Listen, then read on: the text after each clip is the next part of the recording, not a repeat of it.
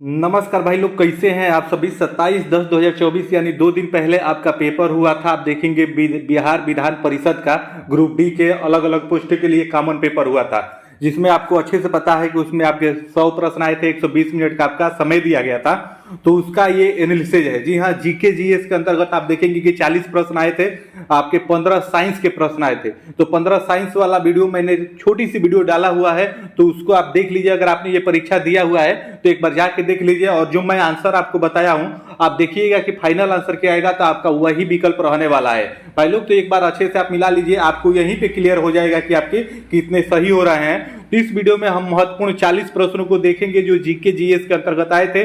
उसमें आपका कौन सा विकल्प सही होगा और आंसर की आता है फाइनल, तो आप देखिएगा उसमें आपका यही सही रहेगा। तो आइए वीडियो की शुरुआत करते हैं। वीडियो की शुरुआत करने से पहले भाई लोग, आप सभी से इस परीक्षा के बारे में थोड़ी सी बात कर लूं, तो आप देखेंगे कि बहुत सारे हमारे भाई बहनों से बात हुई है, तो उन्होंने सभी बताया है कि भाई ये पेपर फेयर आपका हुआ नहीं है। क्योंकि आप देखेंगे कि कई कई सेंटरों पर ऐसे देखने को मिला है कि जो क्वेश्चन बुकलेट था उसका जो सील होता है वो पहले से खुली हुई थी।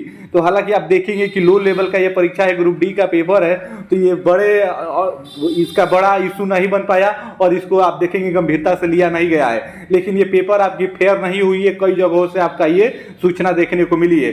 लेकिन फिर भी जो क्वेश्चन आए थे, किस लेवल के क्वेश्चन थे, क्वेश्चन को लेवल जानना जरूरी होता है। काफी आगामी आप परीक्षा में बैठ सके, अगर इससे जुड़ा हुआ कोई प्रश्न आए तो वहां पे भी आपके लिए हेल्पफुल साबित होता है। तो आइए देखते हैं कि जीएस जीके के अंतर्गत कौन कौन से महत्वपूर्ण प्रश्न आए थे जो आपके लिए काफी महत्वपूर्ण है। अगर आपने ये परीक्षा दिया है तो आप एक बार जरूर मिला दीजिए और आप देखेंगे कि 100% आपके यही विकल्प सही होने वाले हैं फाइनल आंसर की आने के बाद। तो आइए वीडियो की शुरुआत करते हैं। तो देखेंगे 16वें नंबर का प्रश्न में पूछा है कि किस संविधान संशोधन में भारत के संविधान के मूल कर्तव्य जोड़े गए। आपको ये बताना है कि किसके तहत ये आपके मूल कर्तव्य जोड़े गए। तो आप देखेंगे कि ये 42वां संविधान संशोधन के अंतर्गत आपके मूल कर्तव्य जोड़े गए हैं। तो इसमें आपका विकल्प डी सही हो जाएगा। ये कोड सी है। जी हाँ भाई लोग, ये जान लीजिए कोड सी है। आप में क्वेश्चन इधर उधर होगा तो अपने कोड के हिसाब से, आप क्वेश्चन के हिसाब से इसको आप मिला लीजिएगा। तो आइए अगले प्रश्न को देखते हैं। 17 प्रश्न में देखेंगे, इसमें आपसे पूछा है कि भारत के संविधान की 10वीं अनुसूची में क्या है। 10वीं अनुसूची में आपका क्या है, आपको वो बताना है। तो इसमें आप देखेंगे कि दल परिवर्तन के आधार पर निरहरता के बारे में प्रावधान आपका ये है। अगर ये विकल्प आपने मारा है, बी विकल्प अगर आपने लगाया है, तो आपका वो क्वेश्चन एकदम सही होगा। फाइनल आंसर की जब आएगा तो आप देख लीजिएगा।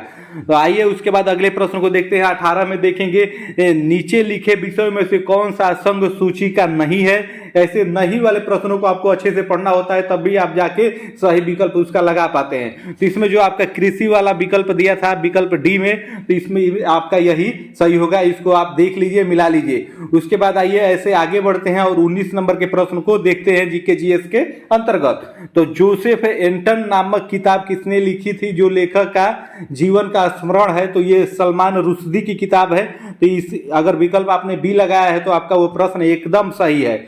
उसके बाद ऐसे आगे बढ़ेंगे, अगले प्रश्न में देखेंगे 20वें में भारतीय संविधान के अनुच्छेद 19(1) में कौन सा स्वतंत्रता नागरिकों को नहीं दी गई है। आपको ये बताना है। तो इसमें संपत्ति को हासिल करने, रखने और बेचने की स्वतंत्रता आपकी नहीं दी गई है 19(1) में। तो इसमें विकल्प अगर आपने ये लगाया है तो आपका वो क्वेश्चन एकदम सही होगा।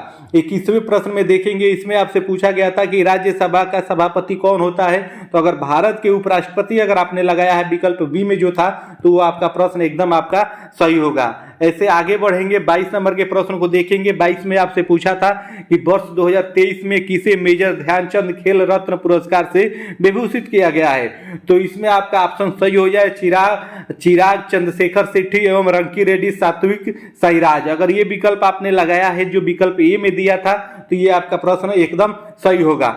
आगे बढ़ेंगे, 23वें प्रश्न को देखेंगे। 23वें में आपसे पूछा था, यहाँ पे आप देख सकते हैं कि नाट्य शास्त्र जो कि भारतीय शास्त्रीय नृत्य का मुख्य स्रोत है, किसने लिखा। तो ये आपके भरत मुनि की किताब है। तो अगर ये विकल्प आपने लगाया है तो आपका वो प्रश्न एकदम सही होगा। उसके बाद अगले प्रश्न की बात करें तो इसमें आप देखेंगे निम्न में से कौन सा कालानुक्रमिकता में सही है, अर्थात कौन आपका पहले बना है, इस क्रम में आपको सजाना है। तो इसमें अगर बी विकल्प आपने लगाया है तो वो विकल्प एकदम आपका सही है, क्योंकि कुतुब मीनार आप देखेंगे 1193 में बना था, फतेहपुर सीकरी आपका 1569 में बना था, ताजमहल आपका 1632 में बना था। तो इसमें विकल्प आपका ये सही हो जाएगा। इसके बाद आगे बढ़ेंगे, 25वें प्रश्न को देखेंगे। 25वें प्रश्न में आप देखेंगे कि पूछा है यहाँ पे a bunch of old letters किताब किसने लिखी, तो ये जवाहरलाल नेहरू की बुक है। अगर ये जवाहरलाल नेहरू आपने लगाया है तो वो आपका प्रश्न एकदम सही है। उसके बाद एक और कालक्रम का प्रश्न है, तो निम्न व्यक्तियों द्वारा राष्ट्रपति बनने का सही क्रम आपको बताना था। तो नीलम संजीव रेड्डी आप देखेंगे 1977 से 82 तक ये आपके राष्ट्रपति थे। ज्ञानी जैल सिंह 82 से 87 तक थे। आर वेंकट रमन ये 87 से 92 तक थे। शंकर दयाल शर्मा आप देखेंगे 92 से आपके 97 तक थे। तो ये विकल्प आपका एकदम सीक्वेंस में पहले ही दिया हुआ है। तो इसमें आपका विकल्प जो बी में था 1, 2, 3, 4 ये वाला विकल्प आपका सही होगा। अगर ये आपने लगाया है तो आपका प्रश्न एकदम 100% आपका वो सही है। अगले प्रश्न की बात करें 27 नंबर में, इसमें आप देखेंगे पूछा था अखिल भारतीय राजनीतिक में गांधी जी का पहला साहसी कदम क्या था। तो आप देखेंगे इंग्लैंड से आने के बाद तुरंत उन्होंने चंपारण आंदोलन किया था। तो इसमें आपका चंपारण आंदोलन सही होगा। अगर वो विकल्प आपने लगाया है तो वो आपका सही होगा। अगले प्रश्न में बढ़ेंगे 28वें प्रश्न। 28वें प्रश्न को यहाँ पे आइए देख लेते हैं। तो 28 प्रश्न में देखेंगे आपसे पूछा है कि 1943 में आजाद हिंद फौज अस्तित्व में कहाँ आई थी। तो ये आपका जापान में आई थी सुभाष चंद्र बोस के नेतृत्व में। तो इसमें आपका ये सही हो जाएगा। उसके बाद आगे बढ़ेंगे, अगले प्रश्न को देखेंगे।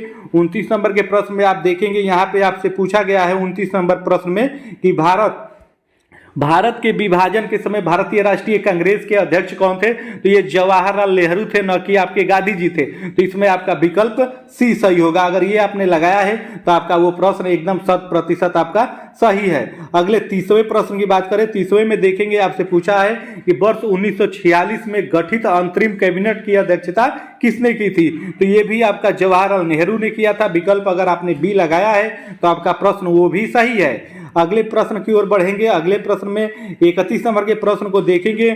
मॉन्टेग्यू चेम्सफोर्ड की रिपोर्ट क्या थी वो आपको बताना है। तो भारत सरकार अधिनियम 1919 की आधार बनी थी। तो विकल्प अगर आपने बी लगाया है तो आपका प्रश्न वो एकदम सही होगा। उसके बाद अगले प्रश्न 32 नंबर के प्रश्न की ओर बढ़ेंगे। तो इसमें देखेंगे पूछा है आपसे कि निम्नलिखित में से किसने अप्रैल 1930 में नमक कानून तोड़ने के लिए तंजौर तट पर एक मार्च का आयोजन किया था। तो इसमें आपका देखेंगे वीओ चिदम्बरम पिल्लई वाला विकल्प अगर आपने चूज किया है तो वो प्रश्न आपका भी सही होगा। उसके बाद अगले प्रश्न को देखेंगे। 33 नंबर प्रश्न में आप देखेंगे पूछा है विक्टोरिया जलप्रपात किस नदी से संबंध है। तो ये आप देखेंगे जैम्बिजी नदी से संबंध है। अगर विकल्प आपने ये लगाया है तो आपका वो प्रश्न सही होगा। 34 प्रश्न की बात करें, निम्नलिखित नदियों में से कौन सी सबसे लंबी नदी है। तो अमेजन नदी आपका हो जाएगा। तो अमेजन आपने लगाया है तो वो प्रश्न भी आपका सही होगा। उसके बाद आगे बढ़ेंगे, अगले प्रश्न की बात करें। अगले प्रश्न में देखेंगे आपसे पूछा है निम्नलिखित नगरों में से कौन सा एक भूमध्य रेखा के सर्वाधिक निकट है। तो ये आपका जकार्ता सबसे नजदीक है। तो जकार्ता अगर आपने चूज किया है तो वो आपका सही होगा। 36 नंबर प्रश्न में देखेंगे निम्नलिखित में से कौन सा भौगोलिक रूप से ग्रेट निकोबार के निकट है। ग्रेट निकोबार की बात यहाँ पे कर रहा है। तो ग्रेट निकोबार के निकट सबसे नजदीक आपका श्रीलंका है। तो इसमें आपका श्रीलंका सही हो जाएगा। अगर श्रीलंका आपने लगाया है तो आपका वो विकल्प सही होगा। उसके बाद आइए 37 नंबर के प्रश्न को देखते हैं। 37 नंबर प्रश्न में देखेंगे पूछा है टिहरीपन बिजली कॉम्प्लेक्स निम्नलिखित में से किस नदी पर स्थित है। तो ये आपका भागीरथी नदी पर स्थित है। तो इसमें आपका विकल्प डी सही हो जाएगा। उसके बाद आगे बढ़ेंगे, अगले प्रश्न की बात करें तो ये 38 नंबर प्रश्न में देखेंगे आपसे पूछा है तपोवन विष्णुगढ़ जल विद्युत परियोजना कहाँ स्थित है। तो ये आपका उत्तराखंड में स्थित है, उत्तराखंड राज्य में। तो इसमें आपका विकल्प सी सही होगा। अगर आपने ये लगाया है तो वो भी आपका प्रश्न सही होगा। निम्नलिखित स्थानों में से कहाँ सोमपेन जनजातियां पाई जाती है। तो ये नीलगिरी की पहाड़ियां में पाई जाती है। तो विकल्प ये अगर आपने चूज किया है तो प्रश्न आपका सही होगा। उसके बाद अगले प्रश्न की ओर बढ़ेंगे। निम्नलिखित में से किस नदी का उद्गम स्थान भारत में नहीं है। तो आप देखेंगे चिनाब नदी का उद्गम स्थान आपका भारत में नहीं है, बाकी इन तीनों का है। तो विकल्प इसमें आपका बी सही हो जाएगा। ऐसे आगे बढ़ेंगे और अगले प्रश्न को देखेंगे। इसमें 41 नंबर प्रश्न में आपसे पूछा है, ब्रिटिश द्वारा भारत में अपने व्यापारिक केंद्रों की स्थापना का सही क्रम आपको बताना है कि सबसे पहले कहाँ उन्होंने स्थापित किया था व्यापारिक केंद्र। तो सबसे पहले आप देखेंगे सूरत में किया था, फिर बॉम्बे, फिर मद्रास, पहले सूरत, उसके बाद मद्रास, फिर आप देखेंगे बॉम्बे, कलकत्ता, यही क्रम आपका था उन लोगों का। तो विकल्प अगर बी आपने लगाया होगा तो प्रश्न आपका सही होगा। उसके बाद आगे बढ़ेंगे 42वें प्रश्न में आप देखेंगे यहाँ पे आपसे पूछा गया है कि चित्तरंजन दास की अध्यक्षता वाली किस संगठन में नेताजी सुभाष चंद्र बोस मुख्य कार्यपालक अधिकारी के बाबत कार्य किए थे। तो ये आपका कलकत्ता विश्वविद्यालय हो जाएगा। तो अगर ये विकल्प आपने चूज किया है तो वो भी प्रश्न आपका एकदम देखेंगे कि आपका वो सही होगा। उसके बाद आगे बढ़ेंगे, अगले प्रश्न की बात करेंगे तो गवर्नमेंट ऑफ इंडिया एक्ट 1919 के द्वारा निम्नलिखित में से किसे स्थापित किया गया था, ये पूछा था। तो ये जो तीनों आपका दिया है, काउंसिल ऑफ स्टेट, निचला सदन, द्वैत शासन, इन सभी को किया गया था। तो इसमें विकल्प आपका डी सही हो जाएगा। अगर ये विकल्प आपने लगाया है तो आपका प्रश्न सही होगा। अगले प्रश्न की ओर बढ़ेंगे। अगले में देखेंगे आपसे पूछा है 44 नंबर में, निम्नलिखित में से कौन सा हर्षवर्धन का दरबारी था। तो वाण भट्ट मुख्य दरबारी थे। तो इसमें आपका वाण भट्ट वाला विकल्प सही होगा। 45 नंबर प्रश्न में देखेंगे आपसे पूछा है, प्राचीन भारत में आजीवक पंथ का स्थापक कौन था। तो ये मखली गोसाल थे। तो अगर ये विकल्प आपने लगाया है तो वो प्रश्न भी आपका सही होगा। अगले प्रश्न की ओर बढ़ेंगे, देखेंगे 46 नंबर, अमीर खुसरो का आध्यात्मिक गुरु कौन थे। तो अगर शेख निजामुद्दीन औलिया अगर आपने लगाया है तो वो विकल्प भी आपका सही होगा। इसके बाद आगे बढ़ेंगे, आइए आगे देख लेते हैं। तो 47 नंबर प्रश्न में देखेंगे आपसे पूछा है, सुल्तान बनने से पहले निम्नलिखित में से किसने कारा के गवर्नर के रूप में कार्य किया था।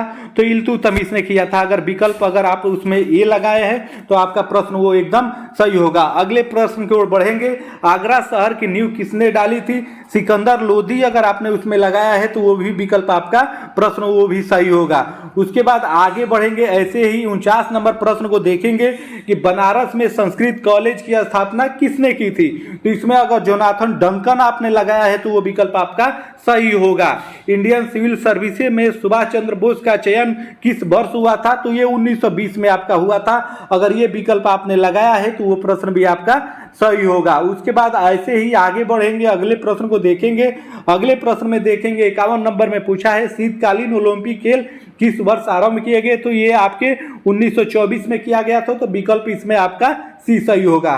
उसके बाद 52 नंबर प्रश्न को देखेंगे, भारत में पहले मध्यावधि चुनाव लोकसभा के लिए कब हुए थे। तो 1971 में हुआ था। अगर ये विकल्प आपने लगाया है तो प्रश्न भी आपका सही होगा। उसके बाद अगले प्रश्न की ओर बढ़ेंगे। तो अगले प्रश्न में देखेंगे आपसे यहाँ पे पूछा है कि भारत में एकमात्र राष्ट्रपति जो निर्विरोध निर्वाचित हुए थे। तो ये सभी को पता है, नीलम संजीव रेड्डी। अगर ये विकल्प आपने लगाया है तो प्रश्न भी आपका सही होगा। उसके बाद 54 नंबर प्रश्न को देखेंगे, 73वां संशोधन में वर्णित राज्य के नीति निर्देशक तत्वों के प्रावधान को प्रभावी बनाने के लिए क्या लाया गया था। तो इसमें ये आप देखेंगे सभी को कॉमन नंबर मिलेगा, क्योंकि ये आपके सभी विकल्प आपके सही है, सभी अनुच्छेद लाए गए थे। तो अगर इसमें आपने कोई भी लगाया है तो वो प्रश्न आपका सही होगा। 1 नंबर यहाँ पे सबको मिलने हैं अगर आपने ये प्रश्न किया है तो।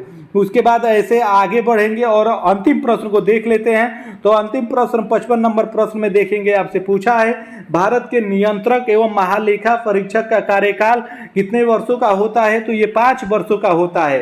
तो देखेंगे ये रहे आपके 27 अक्टूबर को जो आपका पेपर हुआ था ग्रुप डी के लिए, बिहार विधान परिषद के लिए, अलग अलग पोस्टों के लिए एक ही कॉमन पेपर हुआ था। तो उसके रहे जीएस के प्रश्न। इसमें आप देखेंगे कि 15 आपके साइंस के प्रश्न आए थे, जिसको मैंने इससे पहले वाले वीडियो में कराया हुआ है। आप उसको जाके देख लीजिए, मिला लीजिए। अगर मैंने जो विकल्प बताया है अगर आपने वो लगाया है तो आपका 100% वो प्रश्न सही होगा। फाइनल आंसर किया आएगा तो आप देख लीजिएगा, मेरे बताए हुए विकल्प में ज्यादा चेंजेस देखने को नहीं मिलते हैं। उसके बाद ये 40 प्रश्न आपके जीके जीएस के रहे जो मैंने आपको बताया। अगर जो मैंने बताया है, जो विकल्प आपको बताया है, अगर वो प्रश्न में अगर वो विकल्प आपने लगाया है तो प्रश्न एकदम आपका 100% सही है। आप यहीं पे आश्वस्त हो लीजिए कि आपके कितने प्रश्न बन रहे हैं। तो आप देखेंगे कि 40 और 15 मिला के 55 प्रश्न हो गए। 55 प्रश्नों को मैंने करा दिया है और इसमें आप देखेंगे कि 100 प्रश्न आपके आए थे। तो और 45 प्रश्न बचते हैं, तो उसको भी मैं 2 वीडियो में अलग अलग आपको करा दूंगा, तो वहां पे आप मिला लीजिएगा। तो ये परीक्षा आपने दिया है तो आप जरूर एक बार मिला लीजिए और कमेंट करके बताइएगा कि आपके कितने अंक आ रहे हैं। और आप ये भी बताइएगा कि आपके भी सेंटर पे जो पेपर बुकलेट मिला था, क्वेश्चन बुकलेट मिला था, कि उसकी सील खुली हुई मिली थी कि नहीं मिली थी। आप हालांकि आप देखेंगे कई सेंटरों पे ऐसी घटनाएं देखने को मिली हैं। तो अगर ये आपने परीक्षा दिया है तो आप कमेंट करके बताइएगा कि आपके प्रश्न कितने सही हो रहे हैं। तो फिर मिलते हैं अगले वीडियो में, तब तक के लिए आप सभी को जय हिंद, धन्यवाद।